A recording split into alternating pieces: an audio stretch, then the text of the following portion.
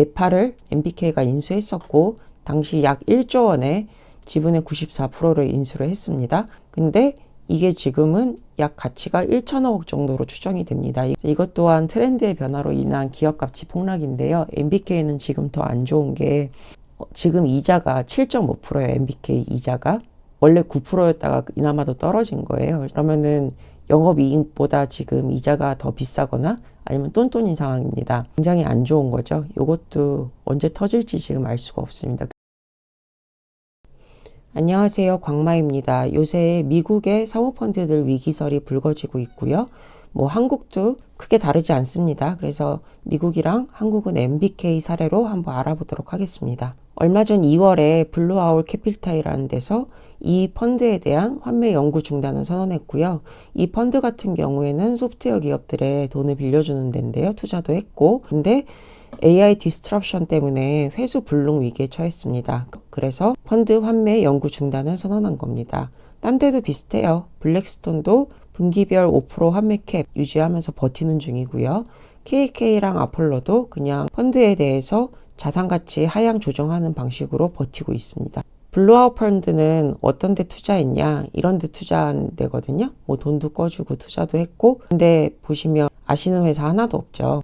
조그만 회사들에다가 돈 꺼주고 투자하는 펀드였습니다. 근데 이게 다 소프트웨어 회사인데요. 기존 소프트웨어 회사들을 AI, 특히 요새 유명한 클로드 코워크 이런 회사들이 다 잡아먹으면서 트렌드 변화로 인해서 기업 가치가 폭락하고 당연히 돈도 못 갚을 거고 투자 가치도 떨어질 거고 이러면서 환매 중단이 된 거죠. 근데 월가에서 지금 이거 굉장히 안 좋게 보는 이유가 리먼 사태랑 비슷한 거거든요. 우리나라에서 리먼 사태 아시는 분들은 이거 크레딧 디폴트 스왑 때문에 리먼 사태 난 거 아니야 라고 생각하실 수 있는데 그거는 그냥 마지막에 2008년에 나온 최종 현상이고요. 시작은 헤지펀드 파산부터 시작됩니다. 2007년 6월에 베어스턴스 산하의 2개 헤지펀드가 파산을 했고요. 그 다음에 2007년 8월에는 BNP 파리바 환매 중단 사태가 있었었죠. 얘 같은 경우 이 헤지펀드들 같은 경우에는 MBS에 투자한 헤지펀드였고요. 그러면서 유동성이 말라붙어버립니다. 그러면서 드디어 붕괴가 시작된 게 2008년 3월인 거죠. 시작은 헤지펀드였어요. MBS나 서브프라임 모기지 같은데 투자한 애들. 2026년 현재도 이거랑 똑같단 말이죠. 2025년에 하반기에 중소형 사모펀드들이 문제가 되고 있고요. 2026년 2월은 드디어 블루아울에서 환매 중단 선언했습니다. 그래서 사모펀드 간 자산 돌려막기 그리고 LBO 딜이라고 우리나라에서도 MBK 같은 데서 많이 한 회사 사는 거 이런 것들이 중단됐죠. 그래서 보면은 2008년 흐름이랑 되게 비슷하죠. 그래서 이런 유명한 분 알리안츠 고문이신데 이분 말씀이 하신 게 좀 인상적이에요. 2007년 8월 이때 일어난 것과 똑같다. 이게 탄간송의 카나리아 그 순간이냐라고 걱정하는 글들 이분 아니더라도 여러분들이 지금 걱정하고 계십니다. 어떤 유튜브 방송들이나 리만 사태 다루는 그런 최근에 보도 뉴스 보면은 2008년보다는 더 안전하다 이렇게 말씀하시는 데도 있는데요. 전 절대 그렇게 생각하지 않고요. 2008년이랑 2006년 현재를 한번 비교를 해볼게요. 물론 지금 더 안전한 거는 하나 있습니다. 그때는 은행 중심이었어요. 근데 은행이 중심이 되면 뭐가 문제냐면은 여기서 터지면 전체 시스템이 붕괴하는 거거든요. 근데 지금은 다행히도 사모펀드죠. 사모펀드는 시스템 붕괴까지는 이어지지 않습니다. 근데 이제 나쁜 것들이 있는데요. 시장 규모가 2008년에 비해서 약 10배 이상 팽창해 버렸고요. 그때도 레버러지 높은 게 문제였는데 현재는 레버러지 더 높아졌죠. 그리고 이자율도 당시에는 고정이자였습니다. 근데 지금은 다 변동이자거든요. 그래서 이자율이 높아지면 정말 큰일 나는 이런 상황입니다. 요거는 좀 좋은 거죠. 그때는 뱅크런이었는데 지금은 환매 게이팅이라고 해서 5%갭 제한이 돼 있는데 요건 뒤에서 설명드릴게요. 그리고 연체율 지금 엄청나게 상승하고 있는데 어쨌든 리만 사태 때에 비해서 시장 규모랑 빚의 규모가 지금 굉장히 안 좋아 있는 상태입니다. 한국도 예외가 아니에요. 한국은 2008년 당시에는 사모펀드 시장이 그렇게 활성화된 시장이 아니었기 때문에 무사하게 지나갔는데 2025년은 굉장히 사모펀드 시장 자체가 많이 커졌어요. 그래서 사상 최대 규모고요. 이게 저희도 약간 균열음이 들리기 시작한 게 작년에 MBK 홈플러스 문제 굉장히 크게 터졌었잖아요. 그거는 시장의 그냥 일변일 뿐이고 중소사모펀드나 뭐 다른 것들은 더 심각합니다. 그거 한번 좀 봐볼게요. MBK 홈플러스는 얼마 전에 굉장히 크게 터졌고 지금도 뉴스에 간간히 나오고 있는데 그것뿐만 아니라 MBK가 또 하나 가지고 있는 뇌관이 있습니다. 네파 아시죠? 등산복 브랜드. 이거 MBK 거거든요. 2013년에 네파를 MBK가 인수했었고 당시 약 1조 원의 지분의 94%를 인수를 했습니다. 그리고 1조 원 중에 5천억 상당을 인수금융, 그러니까 빚으로 조달을 했죠. 근데 이게 지금은 약 가치가 1천억 정도로 추정이 됩니다. 이게 왜 그러냐면요. 사모펀드 같은 데서 기업 가치 따질 때 뭐 실제적으로는 그냥 멀티플로 따지거든요. 그래서 영업이익의 10배 이런 식으로 따져요. 10 멀티플 이런 식으로. 당시에 2013년에는 네파 영업이익이 대략 1,100억쯤이었거든요. 그러니까 1조에 인수를 한 거죠. 근데 최근에는 140억 수준입니다.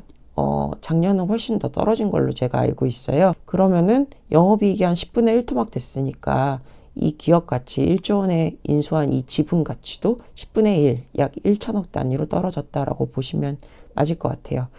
얘네가 뭐 실제 인수할 때는 막 복잡하게 엑셀 만들고 막 예쁘게 계산해서 기업 가치 1조 원이라고 만드는데 실제로 내부에서 계산할 때는 그냥 산업 종류가 제조업이고 소비업이면은 곱하기 멀티플 10 뭐 이런 식으로 따지거든요. 간단하게. 그래서 지금 대충 1조 정도로 보시면 될 것 같아요. 이것 또한 트렌드의 변화로 인한 기업 가치 폭락인데요. MBK는 지금 더 안 좋은 게 얼마 전 뉴스 찾아보시면 아실 거예요. 약 빚이 이 정도가 있는데 지금 이자가 7.5%예요. MBK 이자가. 원래 9%였다가 이나마도 떨어진 거예요. 7.5%거든요.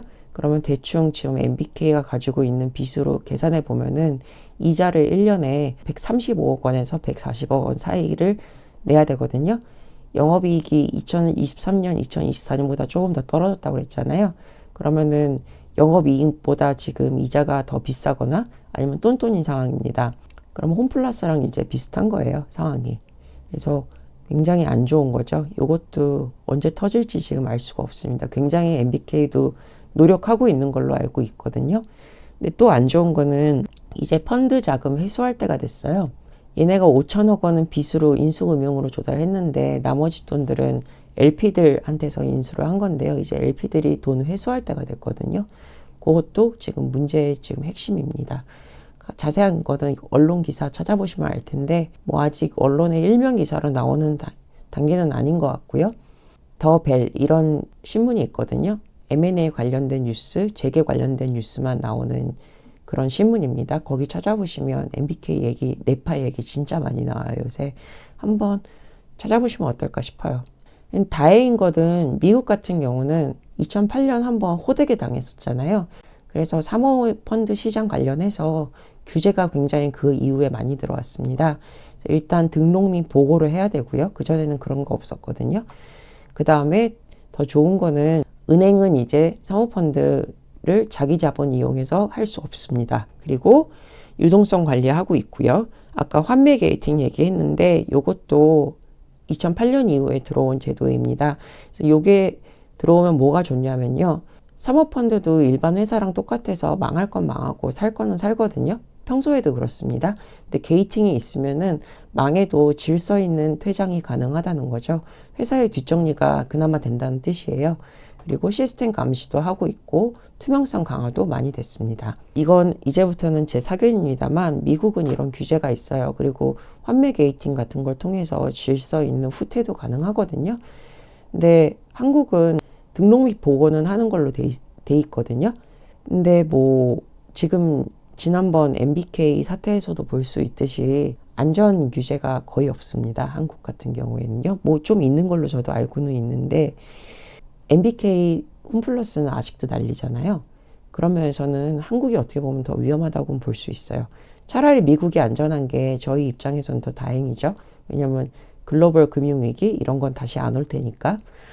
다만 여러 가지 면에서 리스크는 생각하셔야 된다라고 저는 말씀드립니다. 여기까지는 제 분석이었고요. 어디까지나 투자는 개인의 의사결정과 분석에 따라서 이루어져야 함을 말씀드립니다. 감사합니다.